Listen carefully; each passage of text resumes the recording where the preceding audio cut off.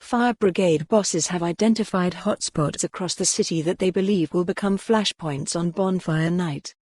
And now the Scottish Fire and Rescue Service, SFRS, has launched an prevention protocol in order to try to break the cycle of trouble on November 5th. Traditionally, the city's fire crews are at their most stretched on November 5th, dealing with a spike of illegal bonfires. This year SFRS is working with Glasgow City Council, Police Scotland, the NHS, and Wheatley Group and other housing associations to have a coordinated response to Bonfire Night trouble. Roddie Keith, of the Scottish Fire and Rescue Service, said, "Bonfire Night is always our busiest night of the year. Our crews are normally dealing with unsafe bonfires that have been set up around the city. It takes up a large amount of our time and our resources to do that. We also have to provide a robust emergency response to the City of Glasgow for all emergency call-outs, but on top of our business as usual we have a very, very large number of calls, largely to unsafe or unattended bonfires.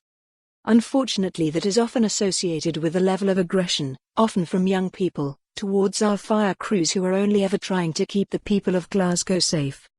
It's behavior we don't see at other times of the year.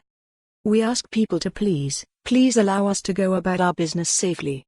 Ahead of Bonfire Night, firefighters have visited every secondary school in Glasgow to highlight the risks associated with bonfires and fireworks.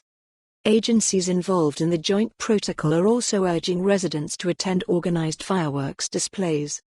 And they are encouraging anyone who sees bonfire material left in an unsafe location to report it to the council for uplift. The number of bonfire call-outs has remained static for several years, but the fire service is hoping prevention work will help cut that number. Streets across the city have also been identified as problem areas where the risk of an outbreak of fire is considered to be significant based on incident history.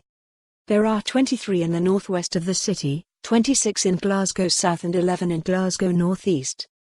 Mr. Keith added, "We do have a new bonfire and fireworks protocol launched this year because of the recurring issues in the city.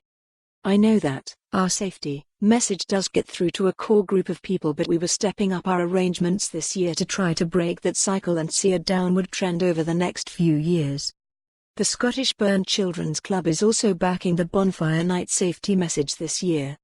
Amy McCabe, of the charity, joined the launch of the joint protocol to share the story of her son Ben, now 12, who was badly burned in a firework accident 8 years ago.